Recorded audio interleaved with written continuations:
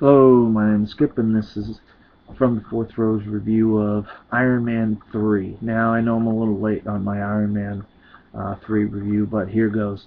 Now, Iron Man 3 takes place after the events of Avengers, and in that time period, Tony has been having a little bit trouble sleeping and has had some anxiety. And we all know Tony Stark, Iron Man, is played by Robert Downey Jr. For anybody that doesn't know, surprise. Okay, so back to the review here, and so we've had some difficulties with dealing with the events in Avengers and so forth, and while he's going through this, he hears of these attacks that are going on by a menacing new character in his universe of movies, in Marvel's universe of movies, called the Mandarin.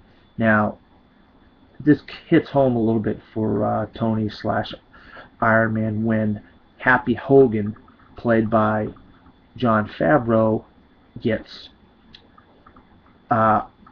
involved in a explosion at they call it the Chinese Theater, but we all know it's Grauman's Chinese Theater in Hollywood. And so he makes a statement, said, "Hey, it's going to be old-fashioned revenge, and this is where I live." And so he tells the villain, the Mandarin, where he lives. And so, of course, the Mandarin's henchmen get in helicopters with guns on them, and they come to his house and they blow up his house. Well, while this is all going on, Pepper Potts is in the house, and that's the one thing that Tony slash Iron Man can't afford to lose because he loves her.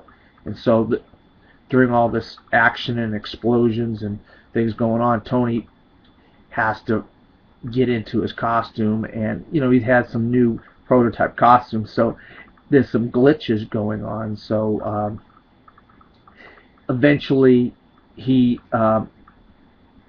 saves Pepper, but there was a programming in the suit that he go looking for some information regarding the Mandarin, and that takes him all the way to Tennessee, where he goes on a little bit of an adventure with this little boy in Tennessee.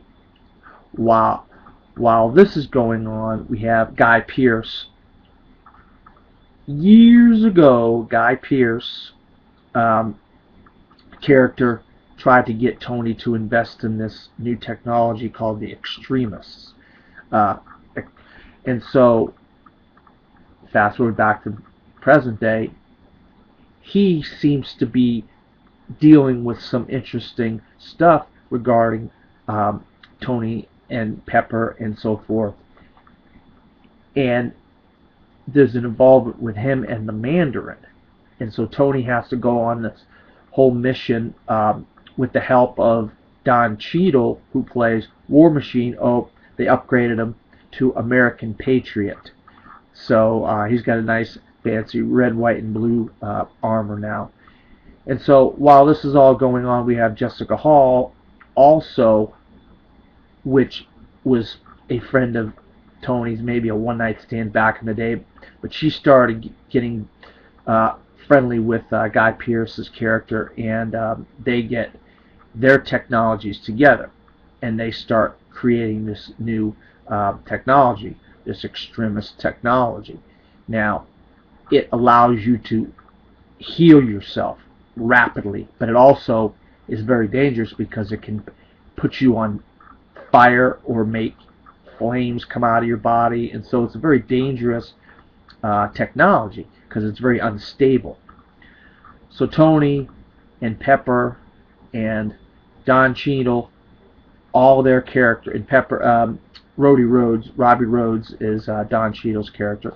They have to go and try to figure a way to stop Guy Pearce and Rebecca Hall's characters, while Ben Kingsley, as the Mandarin, he's just hauled up in his nice mansion, and he's having a good old time. And so, yeah, I really enjoyed this Iron Man 3, much better than Iron Man 2. I thought it had a lot of comedy involved. You see a lot more of Tony Stark, and I think he does a great, Robert Downey Jr. does a great job.